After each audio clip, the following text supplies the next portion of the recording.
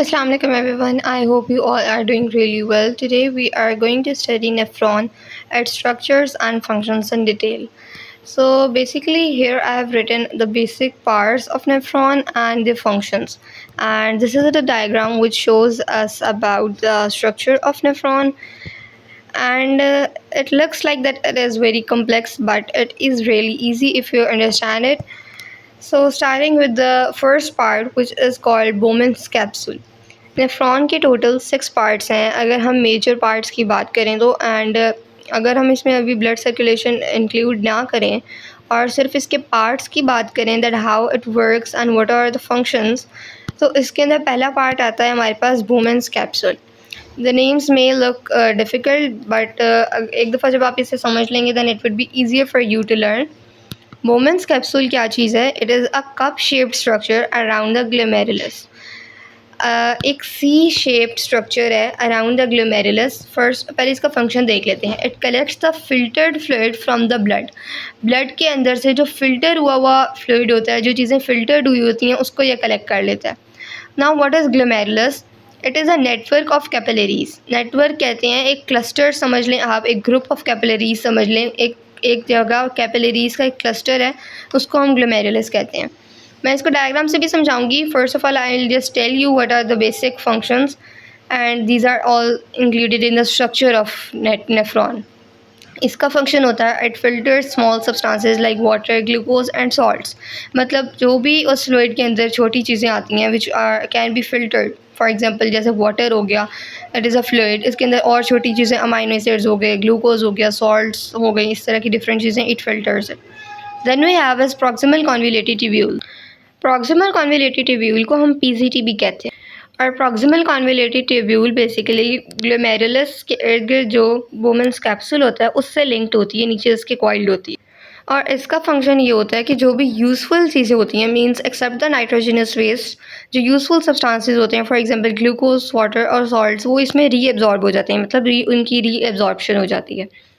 Then we have is loop of Henle which is a U shaped part. इसका function ये होता है कि जो डिसेंडिंग लिम्ब होती है वो रीअब्जॉर्ब करती है वाटर और असेंडिंग लिम्ब रीअब्जॉर्ब करती है सॉल्ट.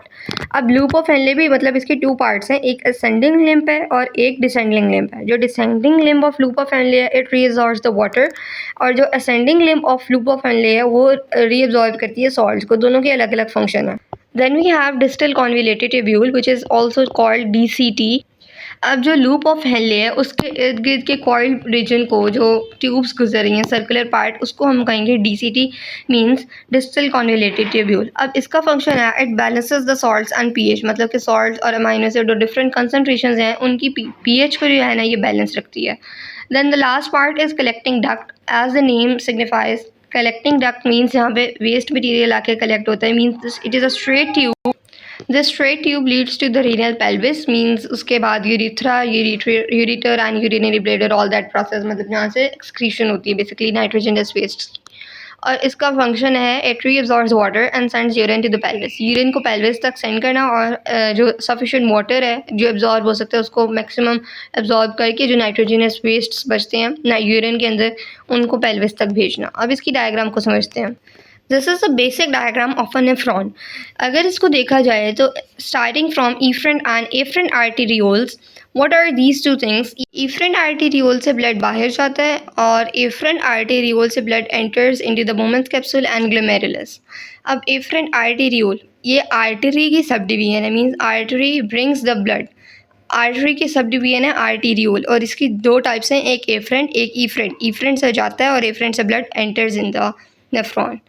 अब जब ब्लड एफरेंट आर्टेरियोल से आएगा it enters into the glomerulus. This network of capillaries और cluster is known as glomerulus. Around it is a cup shaped capsule type structure which is known as Bowman's capsule. अब ये जो एक नीचे एक limb type आ रही है, एक ट्यूब सी आ रही है, it is known as proximal convoluted tubule, PCT. एक इस कॉइल्ड सी ट्यूब को हम कहेंगे PCT. Then is the loop of Henle. ये एक जो थिन सा स्ट्रक्चर है it is called loop of Henle which is got 2 parts. मैंने आपको बताया था descending limb and ascending limb. अब ये जो डाउनवर्ड आ रही है पहली लिम्ब, मतलब पहला जो पार्ट होगा थिन सा पोर्शन, इसको हम कहेंगे डिसेंडिंग लिम्ब। इसका याद रखने का तरीका ये है कि डिसेंडिंग मीन्स डाउनवर्ड, और आप इसको ऐसे याद रख सकते हैं कि ब्लड यहाँ से डाउनवर्ड आ रहा है तो इट इज़ डिसेंडिंग लिम्ब। अब यहाँ से ये ऊपर अपवर्ड की तरफ जाएगा, it is known as ascending limb. Ascending means नीचे से ऊपर, और डिसेंडिंग मीन्स डाउनवर्ड, ऊपर से नीचे। इस तरह हम इसको याद रख सकते हैं। ब्लड को लेके जाएगी ये, इसकी 2 लिम्ब्स हैं लूप ऑफ हेनले की। अब जब यहाँ से इस पोर्शन में ब्लड एंटर करेगा, this is known as distal convoluted tubule. आप देख सकते हैं कि ये पोर्शन जो है प्रॉक्सिमल कॉन्वुलेटेड ट्यूब्यूल से थोड़ा सा थिकर है। अब यहाँ से जाएगा ब्लड ऊपर, and this all portion is called distal convoluted tubule. और इधर से जो है ना उसके बाद ये जाएगा कलेक्टिंग डक्ट में। अब इसके भी डिफरेंट पार्ट्स हैं, पोर्शंस ओपन है, और ये कलेक्टिंग डक्ट काफ़ी सारे नेफ्रॉन्स के आके इकट्ठे एक कंबाइन होती हैं, जहाँ से आगे फिर वो जाता है रीनल पेल्विस में, जहाँ पे यूरिन एक्सक्रीट होता है। This was the whole structure of nephron. I hope it's clear. So basically this was the whole structure and functions of nephron related to the kidney, how it filters the blood and sends further for the urine formation and excretion through the body. I hope you liked the video. If yes, then please share it with your friends and family members. Thanks for watching. मिलते हैं next video में. Allah Hafiz.